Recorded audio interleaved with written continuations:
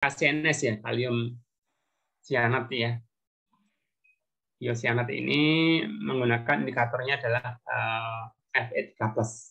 Nah, di sini dikatakan metodenya Polhard karena dia menggunakan indikator Fe3+ atau Vary.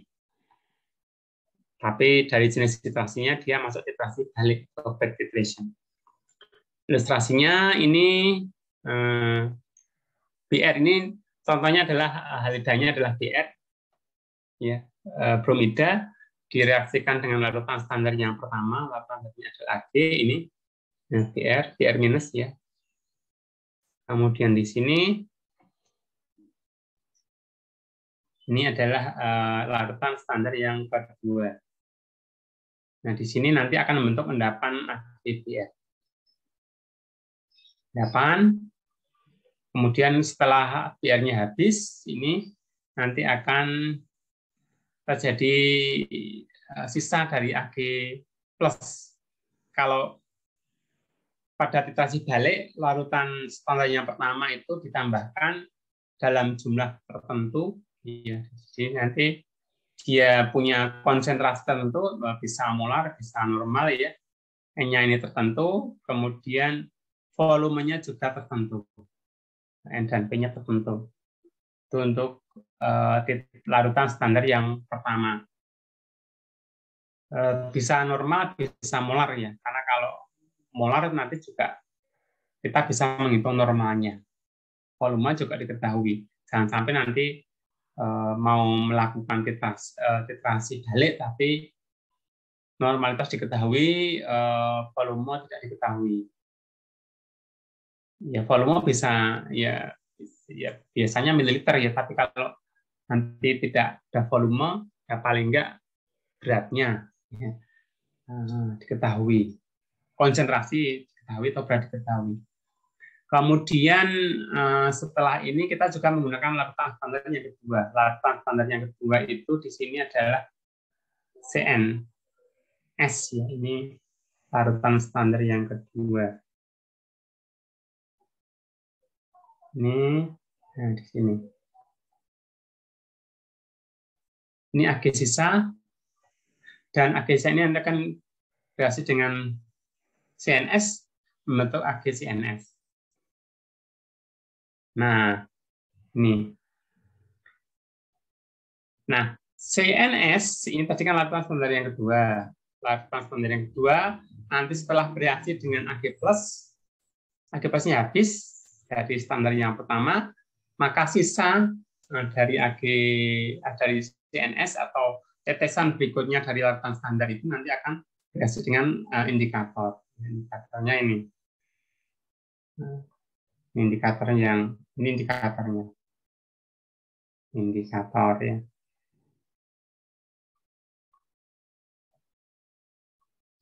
Indikator membentuk ini Fe CNS 3 kali, yang ini warnanya merah seperti yang di atas tadi.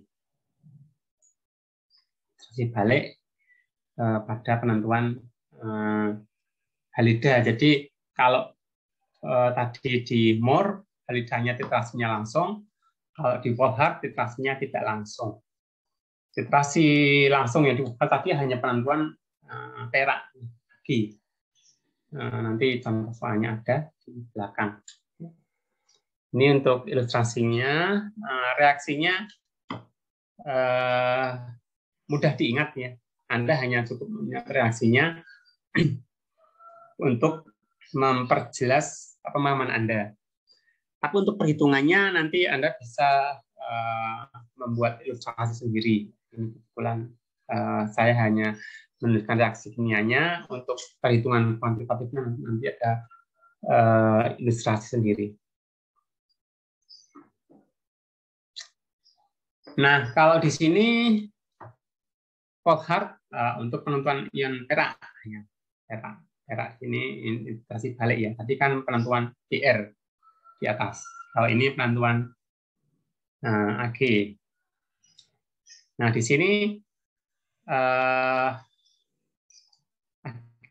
analitnya adalah Ag+, kemudian larutan standar yang pertama ini CN. Ya, Cn. Ini karena dengan dari KCN, kemudian di sini akan Cn-nya akan habis bereaksi. Akhirnya habis, Cn-nya ada sisa. Ada sisa, kemudian ini endapan yang terbentuk, kemudian nanti dia direaksikan dengan larutan standar yang kedua. Larutan standar yang kedua itu kita menggunakan Ag lagi. Jadi di sini ini bukan halida, ini Hg. Salah ini. Ini Ag. Jadi di sini Ag yang pertama adalah analit, kemudian yang keduanya adalah larutan standar. Ya. Karena kalau yang pertama ini tidak bisa dikatakan larutan standar karena dia konsentrasinya tidak diketahui. Kalau yang di sini karena konsentrasi diketahui maka dia disebut larutan standar. Jadi larutan standarnya ada dua, ini larutan standar yang satu, ini larutan standar yang kedua. Karena dia menggunakan larutan standar maka dia dikatakan titrasi balik. Nah, proses titrasinya yang pertama analit disaksikan dengan larutan standar 1. Ini nanti diketahui baik normalitasnya maupun volumenya harus diketahui. Kalau yang di sini nanti larutan standar yang kedua nanti normalitas diketahui, nah volumenya diketahui pada saat titrasi. Jadi sama, N dan V diketahui tertentu.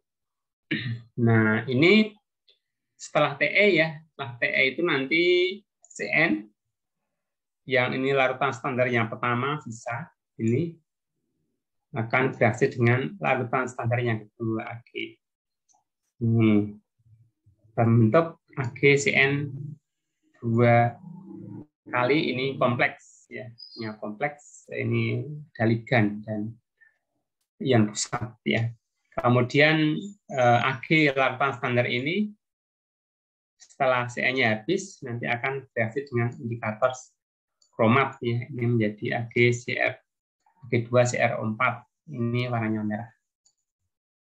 Nah, jadi di sini untuk teori-teorinya nanti soalnya saya berikan di belakang.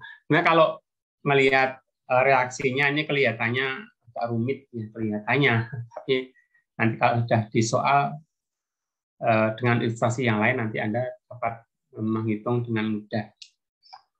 Meskipun begitu, Anda tetap perlu untuk mengingat reaksi ini karena ini adalah sebagai dasar dari titrasi pengendapan. Ya, itu jadi titrasi pengendapan itu hanya itu sebenarnya pengertiannya, tapi nanti penerapannya bisa lebih luas. Ya. Nah, saya akan memberikan contoh satu contoh ya dari ini saya ambilkan dari buku Calculation of Analytical Chemistry. Ya. Saya masih tulis di bahasa Inggris biar maknanya tidak berubah. Karena kadang-kadang kalau saya terjemahkan nanti maknanya bisa berubah. Ya bahasanya sih mirip-mirip ya, tapi supaya Anda juga familiar dengan bahasa Inggris, maka saya tampilkan secara utuh. Ini saya baca soalnya. Ini ya 0.324 gram mixture of anhydrous silver halide was dissolved in 50 milliliter of 0.18 molar potassium cyanide solution. Kemudian the excess of cyanide required 28.1 milliliter of 0.1 normal silver nitrate solution for quick titration. Calculate the silver content of the mixture. Jadi ini adalah ini sampelnya sebanyak 0,324 gram. Mixture itu campuran. Ini mixture itu campuran. Kemudian anhydrous silver halide ya ini adalah senyawa perak halidanya di sini nggak disebutkan. Halidanya itu bisa AGI, bisa AGBR, bisa AGCL, nah, dan sebagainya. Bisa 3 macam itu. Kemudian ini dilarutkan ke dalam 50 ml 0,8 molar potasium cyanida. Ya, KCN. Ini KCN. Kalau yang silver halide ini bisa AgCl, bisa AgBr, bisa AgI. Bisa campuran dari ketiganya, campuran keduanya, atau bisa campuran dari ketiganya. Tidak spesifik ya. Mengapa di sini banyak garam? Ya, karena dia kan campuran alami barangkali ya. Kemudian karena ini campuran, maka di sini yang kita hitung kan nanti hanya silvernya, bukan Cl-nya, bukan Br-nya, bukan iodidanya. Nah, ini dimasukkan, kemudian dalam KCN ya, ini molaritas diketahui. Kalau di dalam titrasi biasanya kan kita nanti menggunakan normalitas, tapi kalsium cyanida ini 1 mol 1 bag, jadi 0,18 molar itu sama dengan 0,18 normal. Nah, itu. Kemudian the excess of cyanida, kelebihan dari cyanida, kelebihan ini, KCN ini, required ya, memerlukan 28,1 ml silver nitrat, ini AgNO3 tadi ya. Ini jumlahnya 28,1 untuk back titration atau titrasi balik. Nah, dari di sini ini ilustrasi soal ini itu seperti yang ini. Nah, yang di sini. Yang ini adalah soal yang ini. Nah, ini.